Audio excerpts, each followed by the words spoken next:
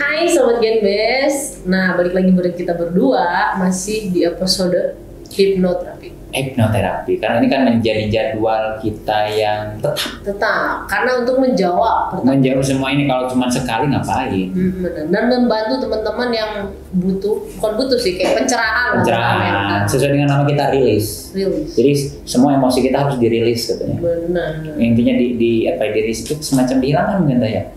Iya, dibuang, hilangkan, dikeluarkan dengan sugesti baru. Karena prinsip hipnoterapi itu kayak mensugesti.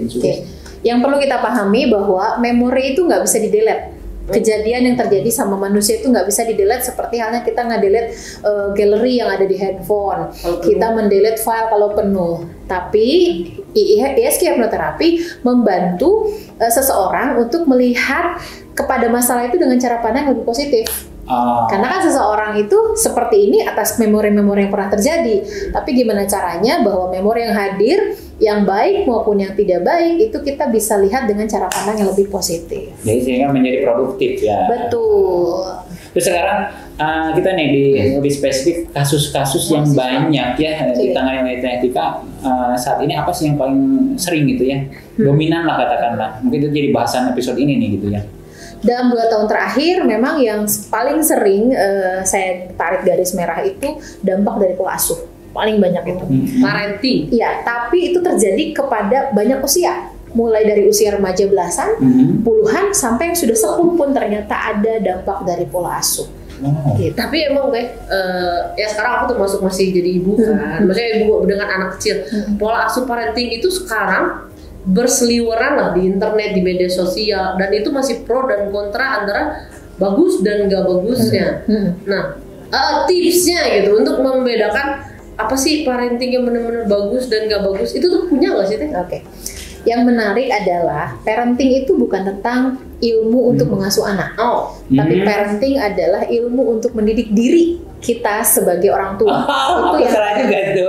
Aku pikir parenting itu gimana kita cara mengasuh anak. Ternyata bukan salah, tapi memang jenis ilmu parenting itu kan beragam.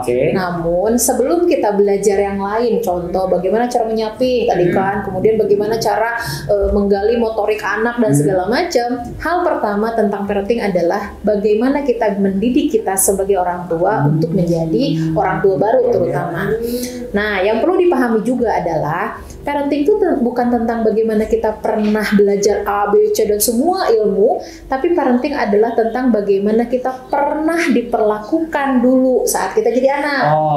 Contoh, benar. Misalnya Pak Ahmad punya kebiasaan, misalnya ngomongnya tinggi sama anak, atau bahkan kalau udah marah cenderung kasar. Atau bahkan ada yang sampai nyubit ya. Betul. Kita tahu itu salah, tapi nggak tahu kenapa itu kita kayak refleks gitu. Boleh jadi kita pada saat jadi orang tua, kita pernah diperlakukan seperti itu sama orang tua kita. Makanya sekarang itu tren katanya memutus rantai. Jadi hipnoparenting itu termasuk itu yang kita jadi itu. Jadi cara mendidik anak itu kadang tercopy paste otomatis. Nah, Mbak Nia, kita jadi orang tua rata-rata sadar atau tidak, cara ke anak itu pasti kita pernah diapain dulu sama orang tua, gitu kan? Sepaket tuh, sepaket.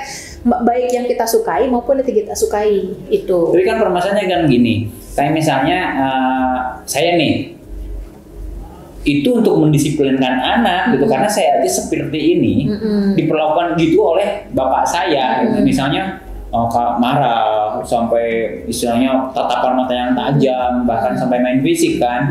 Dan saya dididik itu oleh orang tua, kemudian ya saya seperti ini. Kan ekspektasi orang tua itu ketika ke anak yang minimal kayak gue kalau orang tuanya sukses, benar nggak? Dan lebih kan. Ternyata kan itu memang kalau dalam segi konsep keilmuan sekarang yang berkembang itu salah kan. Nah, itu kan ketika orang yang nggak paham bahwa dia salah gimana tuh? Pertanyaannya, Pak Ahmad usia berapa? Aduh. Itu yang jadi PR juga. Jadi generasi kita dulu kita jadi anak sama sekarang anak sekarang itu beda. Itu beda. Jadi anak sekarang itu kan udah Gen Z ya Pak ya. Anak kalau misalnya nggak suka antara dia diem atau dia balik kanan. Dia udah nggak pernah mau diajak ngobrol sama orang tuanya. Kalau dia nggak sesuai nih, atau misalnya ada juga yang nekat ngomong. Makanya pernah dengar nggak orang tua sekarang sering banget ngomong gini, budak ayo nama, generasi ayo nama, segala macam itu branding tertanam tuh sama generasi sekarang. Padahal bukan tentang anak sekarang, orang tuanya belajar atau enggak nih menghadapi orang tua anak sekarang. Jadi yang benar parenting itu yang pertama itu kitanya dulu sebagai orang tua. Jadi bukan cara orang tua menghadapi anak, tapi orang tua bukan cara tapi dia belajarnya dengan dirinya. Tapi hati-hati, jangan juga sampai salah kaprah. Kadang-kadang orang tua baru nih, dia udah punya ilmu parenting, udah tahu cara ABCD, akhirnya dia menyalahkan orang tuanya. Jangan juga seperti itu. Aku juga sempat berpikir seperti itu. Intinya kita memang bisa dibilang bagaimana mendidik dengan situasi saat ini. Fungsi membandingkan yang lalu. Ya, fungsi hipnoterapi itu pun adalah ketika memang ada anak atau remaja mahasiswa dia punya isu sama orang tuanya. Dia keluarkan dulu energi negatifnya, bersih-bersih lah apa memori yang dia nggak nyaman dari orang tuanya. Setelah itu kita back on the track, balikin lagi ke relnya. Harus dipahamkan bahwa tidak ada yang salah dengan orang tua. Boleh jadi ilmu orang tua pada saat mendidik kita ya bisa-bisanya seperti itu. Dan kenapa orang tua kita keras? Punten, Pak Ahmad tadi cerita misalnya orang tuanya keras. Kenapa bisa begitu? Karena orang tua kita pun dididik oleh kakek nenek dulunya juga lebih keras lagi. Ya beda generasi kan. Gitu. Karena emang panutannya mungkin dulu orang dulu didiknya. Iya, dulu kan nggak ada gadget, nggak ada informasi arus begitu cepat. Jadi dalam berarti tahapan di hipnoterapinya itu dalam parenting ini apa aja teh? Apa ya? Pertama dia sadari dulu kalau memang dia sedang tidak baik-baik saja, itu satu.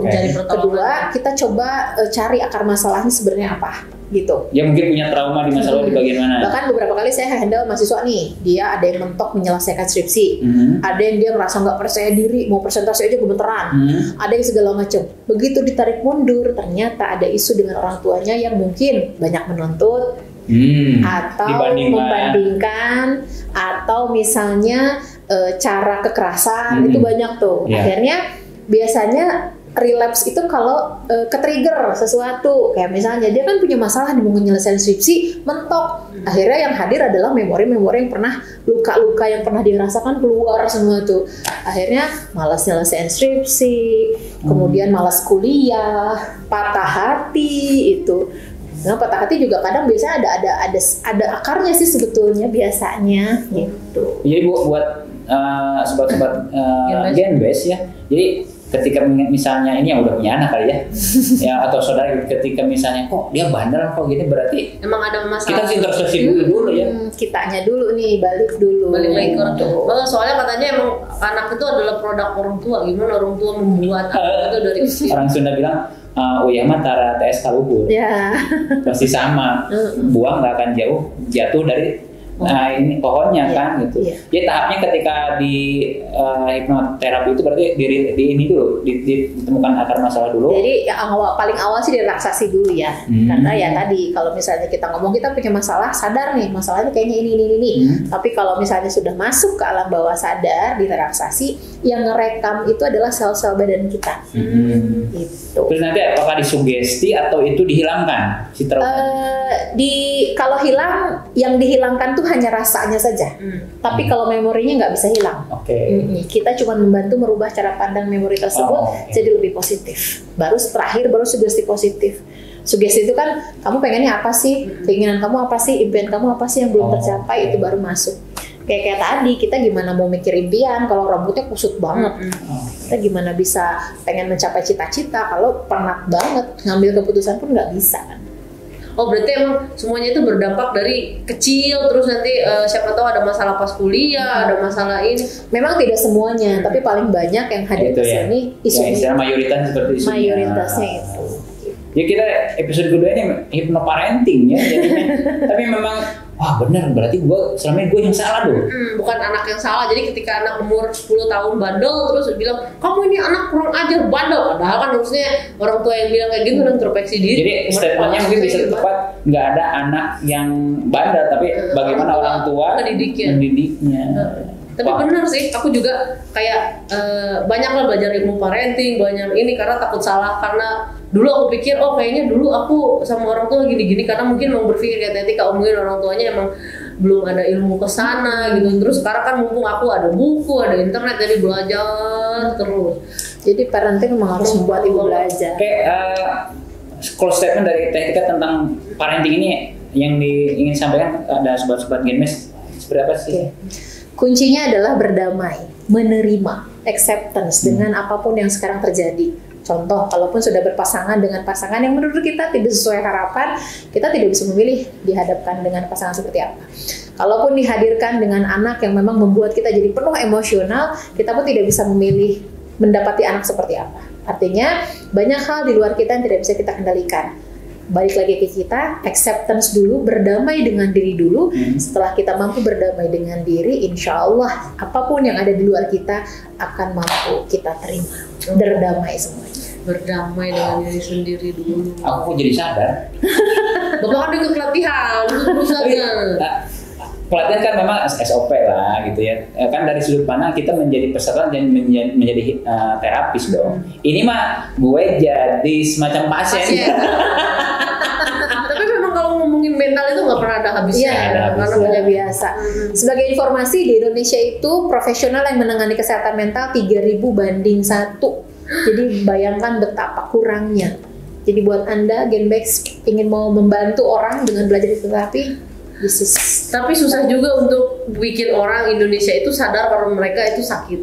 Makanya kami di sini memang lebih banyak edukasi dulu. Dan tidak boleh ngejudge ya. Mudah-mudahan ini pun ada sebagai bentuk edukasi kan, gitu, paham bahwa kesehatan mental dan gangguan kesehatan itu totally different. Oke deh Sobat Genmes, kayaknya udah dulu kita ngobrol hari ini. Kita akan lanjut next minggu depan dengan isu-isu baru tentunya ya. Isu-isu baru. Oke, thank you banget Tika. Sama. Jangan lupa like, comment, dan subscribe. Bye-bye.